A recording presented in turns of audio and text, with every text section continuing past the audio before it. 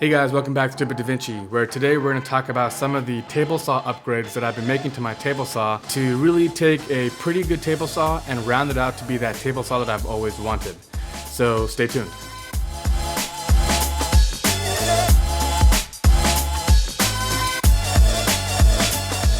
So I have this old RIDGID table saw that I've bought about 5 years ago, and I've had this and it has built everything that I've made so far in my woodworking career has been on this saw.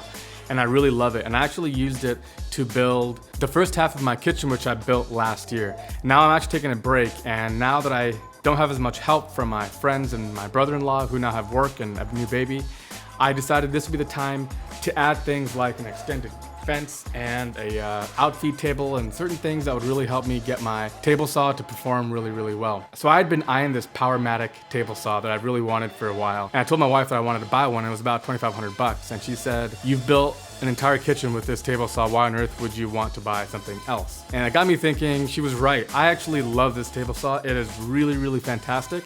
And I decided instead of buying a new table saw that I was gonna upgrade it. But in this series, we're gonna cover some of those upgrades that you can do, maybe if you have the same table saw or a similar hybrid style table saw that can really extend the functionality of your saw. So the first thing we wanna talk about is actually replacing the base. So as you can see here, I removed the base and actually decided to go with a custom built wood base. And what this allowed me to do is extend my wing all the way to one side to give me a 50-inch cutting capacity. And that's really important because initially I was looking at a Biesenmeyer fence and upgrading to one of those, and that could easily cost a little under $1,000, which is more than my entire table saw cost. And really the reason why I wanted it is because I wanted to have a 50-inch rip capacity. And that's really important because I actually do all my big plywood sheet cuts right on my saw. I don't take it out with a fence and a circular saw and then bring it back. I actually use the table saw for all my cutting. And so that extra capacity on the right means that I can cut any piece. If it's beyond 50, I can subtract. So if I need to make a 70-inch cut, well, I can subtract 16 inches and get 70. And so that gives me the full range of a 4x8 sheet of plywood here in the US, and I can cut anything in between. So initially I had decided to sacrifice my right cutting capacity to move all my capacity onto one side. But before I built this custom platform, the most I could get was around 40 because again, this would be cantilevered and unsupported. And there was a limit to how far it could go before it was just crazy. And that's why I decided to build this entire platform, which gives you a lot more strength and stability and also allows you to have the wing pushed all the way over. And I've actually never cut here on the left of the saw before, so I wasn't worried about that. But with this old fence, this is a RIDGID fence that came with the saw, it's actually a really good fence. And you'll see I still have the old tape on it, which I need to change, and I'll show you how we're gonna do that. But by moving it all the way over and having support here on the other end, I now have a 50-inch rip capacity. It's about 52 inches actually, which is exactly what I wanted. The other benefit of building your own platform is you can kind of build in your own cabinet style for dust collection. And so I actually have a piece of plywood that the entire saw assembly is seated on. And by doing that, I'm able to have an entirely closed off port for where all the dust can settle. Now stay tuned for a future video in this series where I'm gonna cover the dust collection upgrades that I made.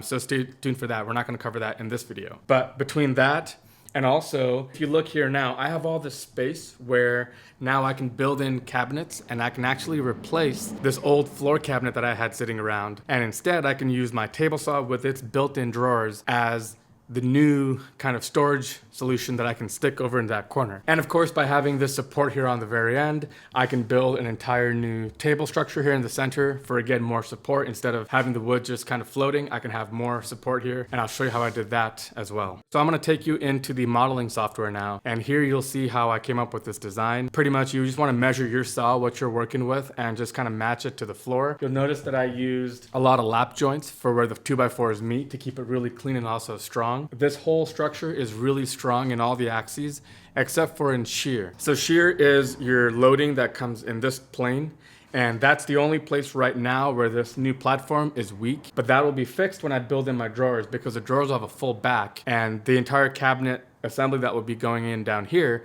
will act as kind of a shear wall and help keep those two in plane without moving this way. But other than that, this is a fantastic upgrade. I would really recommend doing it. And what's really cool is I can use my old platform to build a new cart for my miter saw. I have a dual compound sliding miter saw that doesn't get used enough because I'm always leaving it on the floor. I'm gonna repurpose everything, nothing really goes to waste. And the amount of material required to build this assembly is like 40 bucks maybe of 2x4s. 2x4s are really cheap. They're like $6 to $7, $8 depending on where you live. It doesn't take very many 2x4s and it'll take you a long ways. The one thing that I knew that I would lose is the retractable caster system on my old table saw. So the old table saw had a kick plate that would engage the casters, stick them down, and allow you to move the saw around and then lift it up, the casters retract, and then you're set up again.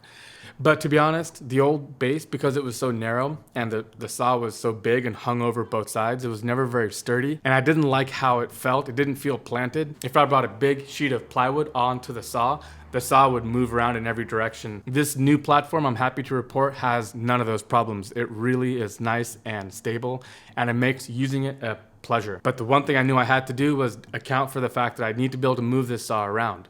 So what I came up with is a pretty clever little caster system. Now on the old saw, I had one kick plate. I can engage both casters. It all came up. This new one, there are two discrete caster systems on the left and the right side. So it's a little bit more work, but once you've engaged it, it's really easy to move the whole table saw around. You can set it up where you like, and then as soon as you want, you can remove the locking mechanisms. The casters will retract under the weight of the saw.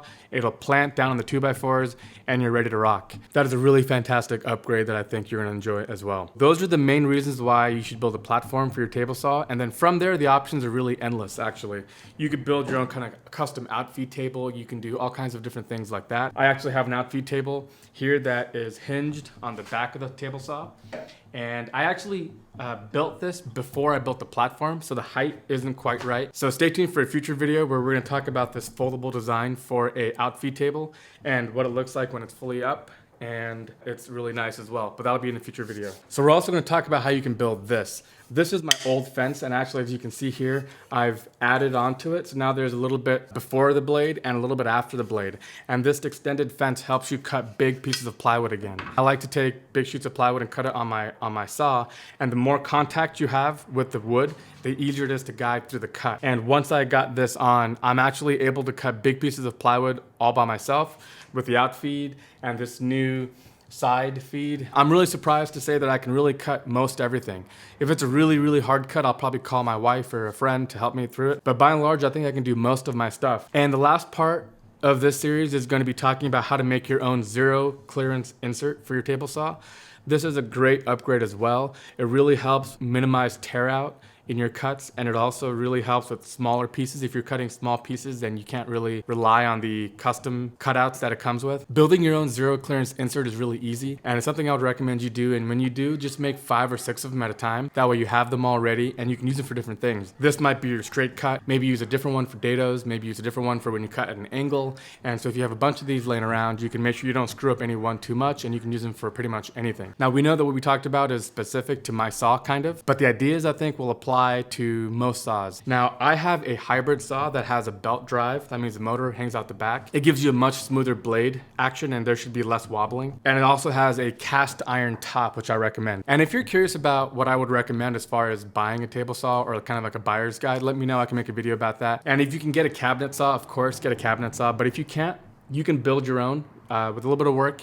You can build your own cabinet style saw with really good dust collection. We'll talk about all those in future videos. So this is just part 1 of the series, guys, so stay tuned. We're probably gonna release these videos every couple of days. We're getting into the woodworking. I know there hasn't been a lot of woodworking and DIY on the channel yet, but we're going to go there in that direction. If you like this video, give us a like, subscribe, stay tuned. There's gonna be more coming, and we'll catch you guys next time.